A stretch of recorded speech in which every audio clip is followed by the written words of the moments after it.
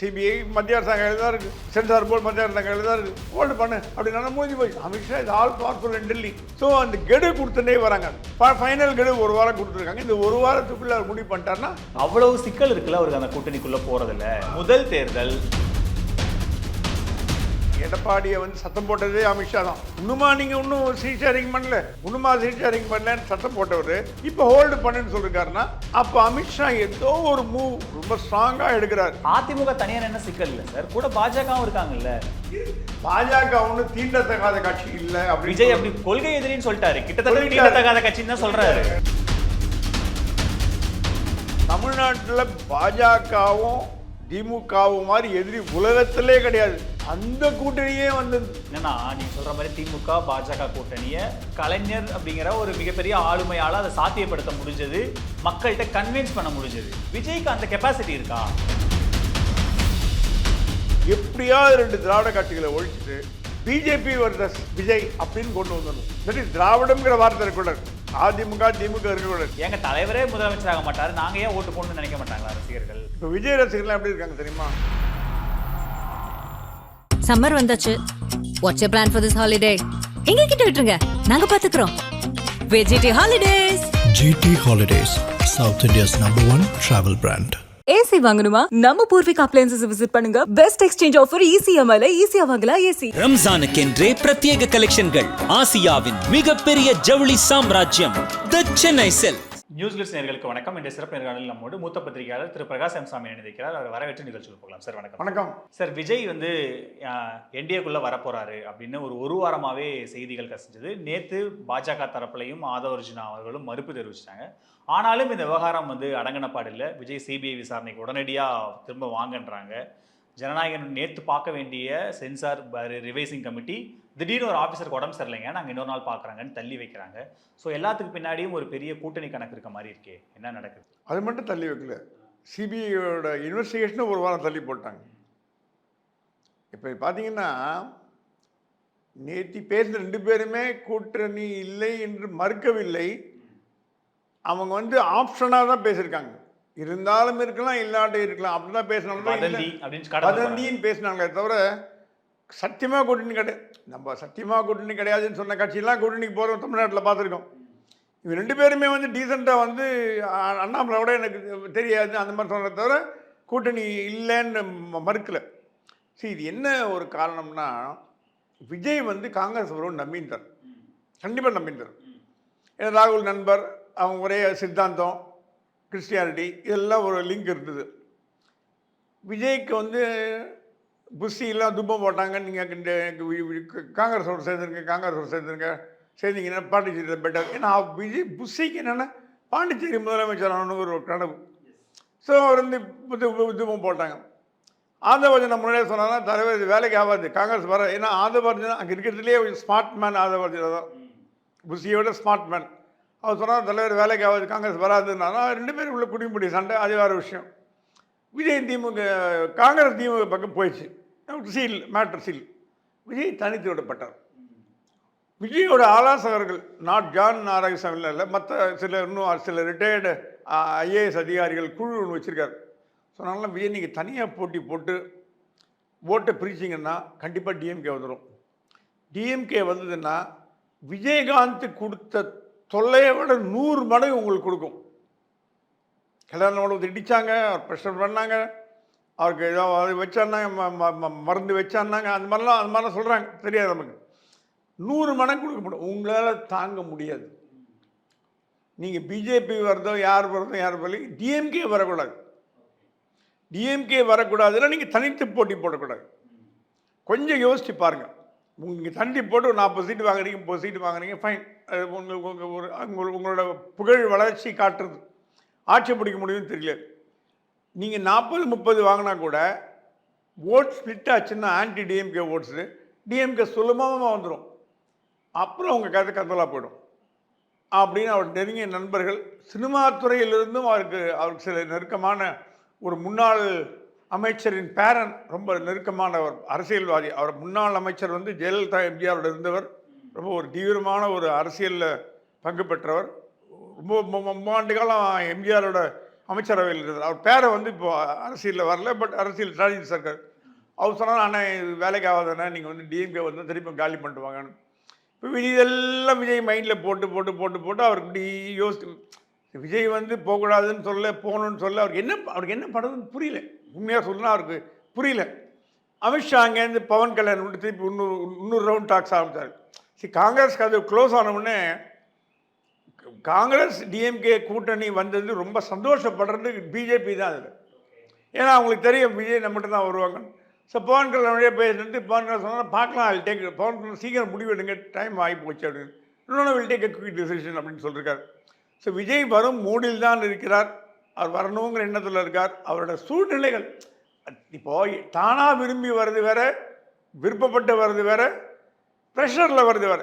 அப்படி பார்த்தீங்கன்னா எடப்பாடி தானா விரும்பியா வந்தார் இல்லை, அதே கதை தான் விஜயகாந்த். ஆனால் என்னன்னா நீங்கள் சொல்கிற மாதிரி எடப்பாடி ப்ரெஷரோட வந்தால் கூட அது ஓராண்டு ஆயிடுச்சு, அந்த டஸ்ட் எல்லாம் ஓரளவுக்கு செட்டில்ட் ஆயிடுச்சு. இப்போ ஓரளவுக்கு அவங்க கூட்டணியாக ட்ராவல் பண்ணுறாங்க. விஜய் இப்போ உள்ள கொண்டு வந்து, ஏன்னா ஒரு தொடர்ச்சியாக இந்த ஒரு வருஷமாக பெரிய அளவுக்கு பாஜக எதிர்ப்பு வெளிப்படுத்தலைன்னா கூட கொள்கை எதிரின்னு டிஃபைன் பண்ணி வச்சிருக்கும் போது பாஜகவோட போனால் இங்கே தமிழகத்தில் ஆன்டி பிஜேபி சென்டிமெண்ட்டில் அவர் காணாமே போயிடுவாரே. அதிமுக என்ன சொல்லிட்டு, பாஜகவோட செய்யறதுனால சிறுபான்மை வாக்குகளை எங்களுக்கு வரலன்னு சொல்லிட்டு, உங்களோட சேர்ந்தாலும் நாங்கள் அழிஞ்சு போனோம்னு சொல்லிட்டு, இந்த ஸ்டேட்மெண்ட்ஸ் எல்லாம் வந்து வேலைக்கு ஆகாது. கரெக்ட். அதுக்காக தான் அவங்க ஒரு வருஷத்துக்கு முன்னாடியே சேர்ந்து ஓரளவுக்கு செட்டில் ஆயிட்டாங்க. இப்போ அந்த பேச்சுக்கெல்லாம் மறைஞ்சிருச்சு.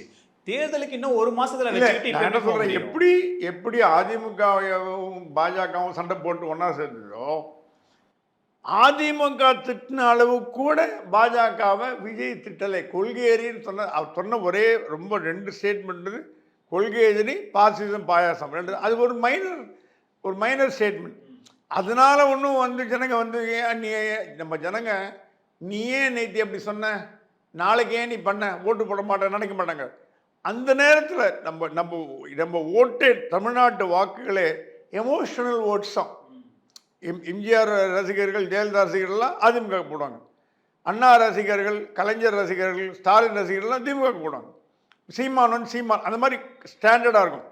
இது இல்லாமல் ஒரு 40-50% பொதுமக்கள், எந்த கட்சியும் சாராதவர்கள், உங்களை மாதிரி என்ன மாதிரிலாம் நம்ம தான் யோசித்து போடுவோம், எந்த கட்சி என்ன வரும். அப்படி வரும்போது கூட அவங்க என்ன நினைப்பாங்க, அவங்களுக்கு எது நல்லதோ, அவங்களுக்கு எது மைண்டில் தோணுதோ அந்த மாதிரி போடுவாங்க.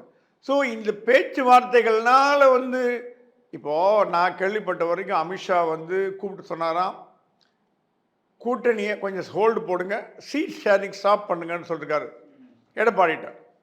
எடப்பாடி கேட்டார், எதுக்கு, நாளைக்கு சொல்கிறேன்னாராம். அது எப்பவுமே அப்படி தான் பேசுவார். இது டெல்லி தகவல், எனக்கு வந்த தகவல். ஏன்னு யோசித்து பார்த்த போது விஜய் நாளைக்கு உள்ளே வந்துட்டார்னா நீங்கள் சீட் இல்லைன்னு சொன்னால் என்ன பண்ண முடியும்? அதனால் ஏடிஎம்கே அனௌன்ஸ் பண்ணாமல் இருக்குது, பிஜேபி அனௌன்ஸ் பண்ணாமல் இருக்குது. இன்ஃபேக்ட் எடப்பாடியை வந்து சத்தம் போட்டதே அமித்ஷா தான். நீங்கள் இன்னும் சீட் ஷேரிங் பண்ணல, சீட் ஷேரிங் பண்ணலன்னு சத்தம் போட்டவர் இப்போ ஹோல்டு பண்ணுன்னு சொல்லியிருக்காருன்னா, அப்போ அமித்ஷா ஏதோ ஒரு மூவ் ரொம்ப ஸ்ட்ராங்காக எடுக்கிறார். இன்னைக்கு நடக்க வேண்டிய சிபிஐ அடுத்த வாரம் தள்ளி போட்டு, அது ஒரு காரணம் இருக்கலாம், வேற எங்கேயும். நம்ம சென்சார் போர்டும் தள்ளி போடப்பட்டிருக்கு, எல்லாமே தள்ளி போடப்பட்டிருக்கு. நீங்கள் இந்த அமைப்புகள் எல்லாமே பாஜக மத்திய அரசாங்கம் கையில் தான் இருக்குது. நீங்கள் விரும்புகிறீங்களோ உண்மையோ பொய்யோ, அதுதான் உண்மை. அது நம்ம ஒத்துந்தான் ஆகணும். சிபிஐ மத்திய அரசாங்கம் கையில் தான் இருக்குது, சென்சார் போர்டு மத்திய அரசாங்கம் கையில் தான் இருக்குது.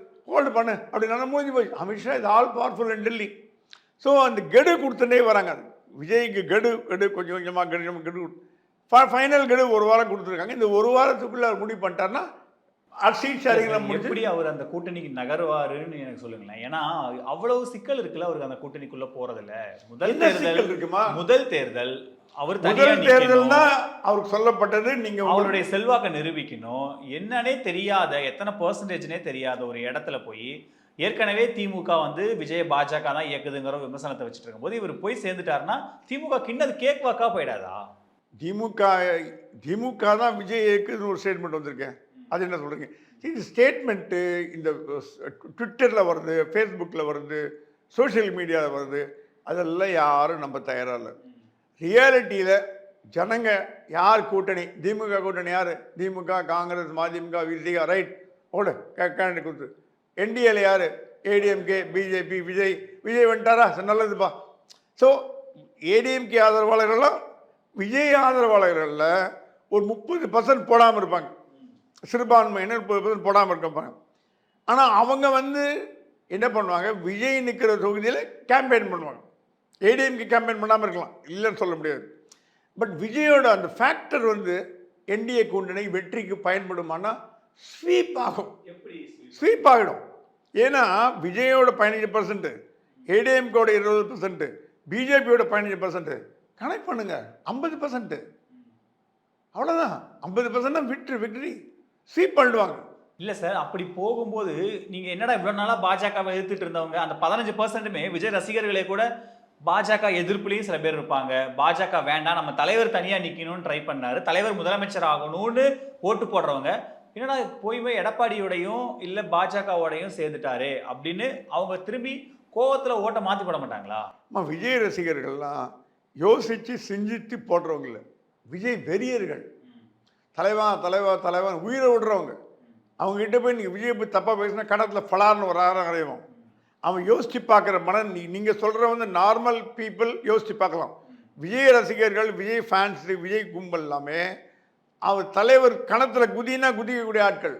அந்த மாதிரி பீப்புள்கிட்ட போய் நீங்கள் எதிர்வினையாற்றுவேன்னு கேட்டிங்கன்னா சத்தியமாக ஆட்ட மாட்டாங்க. அந்த விஜய்கிட்ட போய் என்ன தலைவரை என்ன ஏடிஎம்கே பிஜேபி ஜாயின் பண்ணி கேட்க ஆரம்பிச்சிங்களா? இன்னும் விஜய் சொன்ன போடுங்க ரெட்டைக்கு தாமரைக்கு ஓட்டு போடுகிற கண்ணு மூண்டு போடும், ஒரு 2 பேர் போடாம. அப்படி நடக்குமா சார்? அப்படி கண்டிப்பாக விஜய் உள்ளே வந்தார்னா விஜய் கேம்பெயின் மெயினாக சொல்லுவாங்க.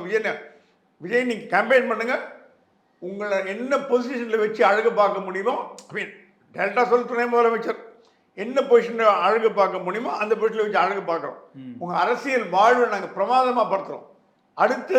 அடுத்த அமித்ஷாவோட முழக்கம் என்னென்னா, எப்படியாவது 2 திராவிட கட்சிகளை ஒழிச்சிட்டு பிஜேபி வர்சஸ் விஜய் அப்படின்னு கொண்டு வந்துடணும்.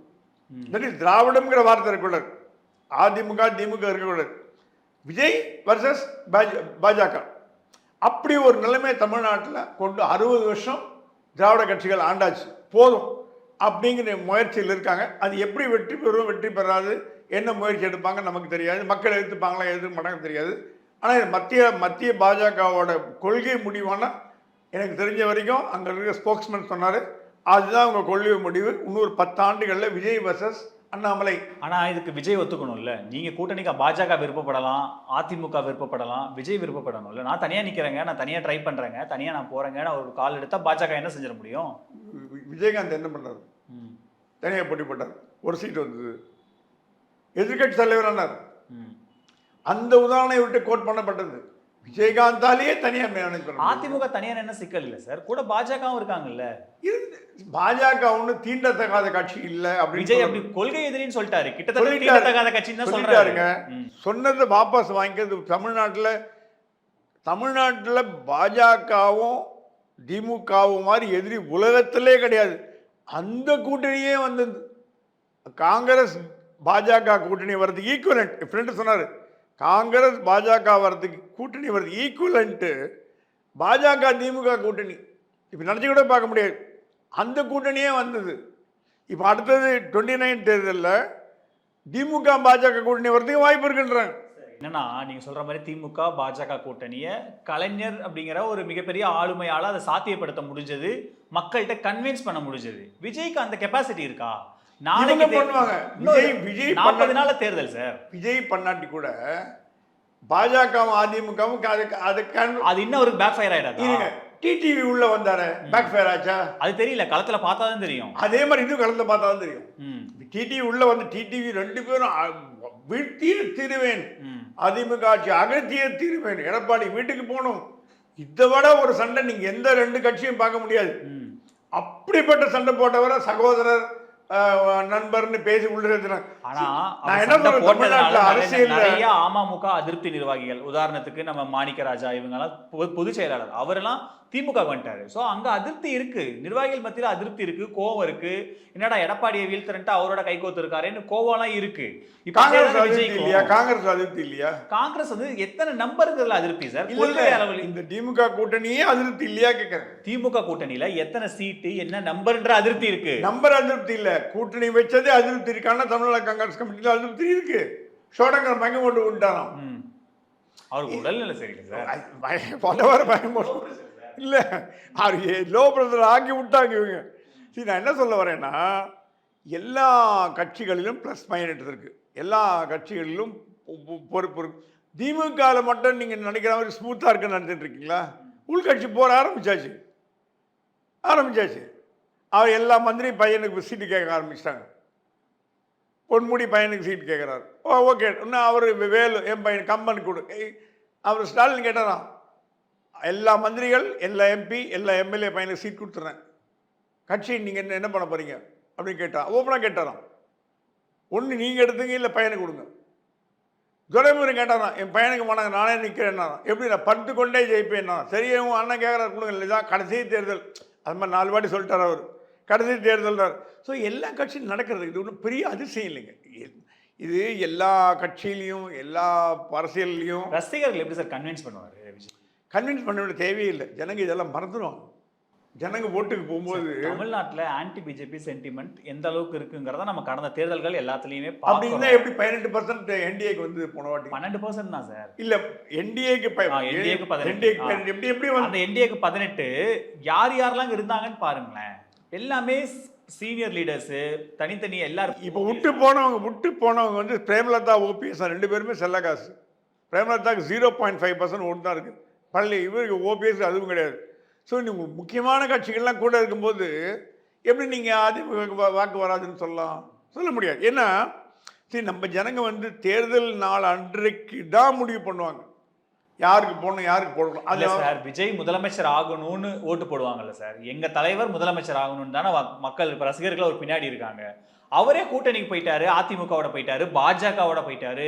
என்ன பொறுப்புன்னு கிடையாது, வெற்றி பெறட்டும், அதுக்கப்புறம் பார்த்துக்கலாம். இப்படியான காம்பினேஷன் இருக்கும்போது எங்க தலைவரே முதலமைச்சர் ஆக மாட்டாரு, நாங்க ஏன் ஓட்டு போடணும்னு நினைக்க மாட்டாங்களா ரசிகர்கள்? இப்போ விஜய் ரசிகர்கள் எப்படி இருக்காங்க தெரியுமா? சோர்ந்து இருக்காங்க. அடுத்தடுத்து நடக்கும் சம்பவங்கள், எந்த சம்பவம் சொல்ல வேணாம், அடுத்தடுத்து நடக்கும் சம்பவங்கள் விஜய்க்கு நெருக்கடியை கொடுக்க ஆளும் கட்சி ஆரம்பித்து விட்டது. சோஷியல் மீடியாவிலும் சரி, ப்ரைவேட்லேயும் சரி, இதுலேயும் சரி. யாராவது சொன்னாங்க விமன் ஹராஸ்மெண்ட் கேஸில் விஜய் கைதாவார்னு. அதெல்லாம் அந்த அளவுக்கு போவான்னு எதிர்பார்க்கல. விஜய் மேலே கை வச்சா எப்போ வச்சுருக்கலாம்.